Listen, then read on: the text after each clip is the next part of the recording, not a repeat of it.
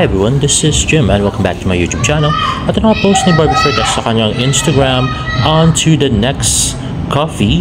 Contrabida Academy class start on September 11 only on Netflix worldwide. Uy, wow, worldwide siya.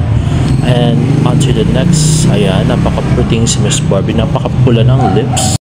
At yun ang napakagandang poster nila. Ayan, Barbie Fortes sa Eugene Domingo Contrabida Academy only on Netflix September 11. I saw the poster, para siyang painting. At yan, napaka-pretty ni Barbie, si Miss Eugene. Ayun si Jameson Blake, Carmina Villarreal. Ayun si Michael De Mesa. At hindi ko kilala yung dalawa dun sa gilid. At kasama rin nga si Miss Isabel Ortega. At nag-tweet nga si Barbie ng 3 hands up emoji. Kung pangarap mo ang buhay telenovela, matuto ka makipagsabayan sa tarayan. That Barbie Fortesa and Eugene Domingo. At next naman ay nag-post sa Instagram story si Miss Eugene Domingo. Nirepost niya nga yung post ni Tita Ami tungkol sa Contrabida Academy. At next naman ay inibitahan ako ni Goldwyn Reviews. Oh, grabe, ako yung inibitahan. Nashock nga ako na nakita ko. Ayan, to collaborate on a reel. Ayun, yung reel niya nga ni Goldwyn Reviews ay Contrabida Academy New Movie Alert. At nilike niya nga yung comment ko na, "So love this poster, so colorful." At nagsa-post ni Ate Kai, spotted Mr. Eric Kison and Ma'am Chara Santos Concho with Barbie Fortesa taping for new project. Uy, wow, ito pala yung tinitape, sinushoot ni Barbie, yung day 5 na movie. At kasama pala si Miss Chara Santos Concho at si Sir Eric Kison. So, sana Star Cinema siya, no? Para ano, maganda. Tsaka malakas mag-promote yung Star Cinema kasi the best sila. Usually, bumibenta talaga pag Star Cinema. At ayan na nga, another video or pictures, ayan na nga. Parang nanay niya yata si Miss Charo Santos Concho dito sa movie. At next naman ay another video from the shoot ni Miss Barbie Fortes. Ayun na nga, sa JRU yata siya, sa Rizal University. At yan, may dalang kape si Barbie. At napaka-cute, grabe. Ayan na nga, parang batang-bata siya, di ba? At yan, si Nay Fatima. At next naman ay Posty Jelly, spotted Barbie Fortes so pretty and simple sa Rapid. Ayan. So, si Barbie Fortesa ay naglalakad sa parking lot ng isang mall. Ano kayong mall to, guys? So, kung alam niyo kung anong mall, comment down below. At next, post ni Ms. Tony Aviles, some BTS from our previous shoot, makeup by Tony Aviles, hair by Fatima Mercado, and styled by Genre. So, ito nga ay for Caritas Manila concert. That was July 8, 2025, if I'm not mistaken.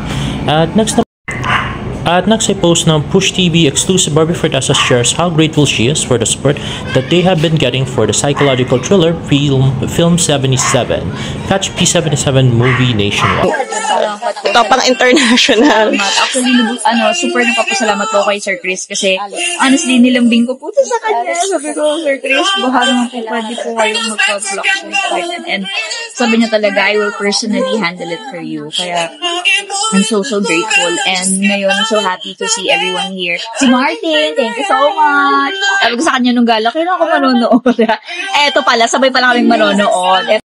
Ayun na nga, Barbie Fortesa with Martin Javier. At ito na nga.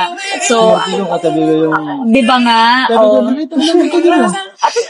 na ako ngayon, na gano'n. Diba?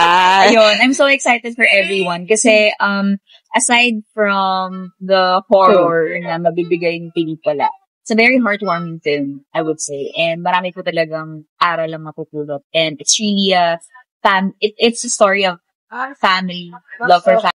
True naman, it's about love for family movie. Family, ganyan. Mga realizations of oneself. It's all about acceptance, ganyan. Para sa akin, tungkol din siya sa we will delicately delve into mental health issues, ganyan. Social issues.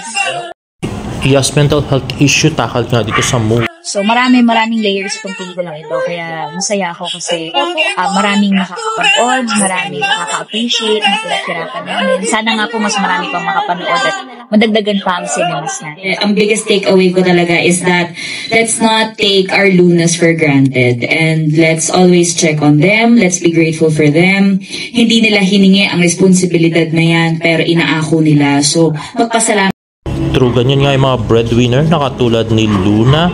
tayo sa kanila. Let's not forget to ask how they are. Kayo din sa mga sarili ninyo, alam ko na kahit papano ay nakarelate po kayo kay Luna. So, ako naman, ang advice ko sa inyo, don't be too hard on yourself. Huwag niyo i-pressure ang sarili niyo. Lahat naman tayo ay nangangarap lang. So, not everything is in your control. May mga bagay na hindi mo talaga words of wisdom from Miss Barbie Fortes. Kontrolado kahit anong mangyari. So, learn to accept, learn to forgive yourself.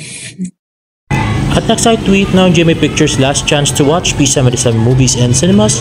3 weeks in, ikaw rin, mamimiss mo ang katakutan, twist, pati ang iyakan. At nasa Instagram post ng Sparkle Jimmy Artist Center, congratulations Barbie Fortes, Best Drama Actress for Maria Clara at Ibarra nominee for the 27 PMPC Star Awards for Television.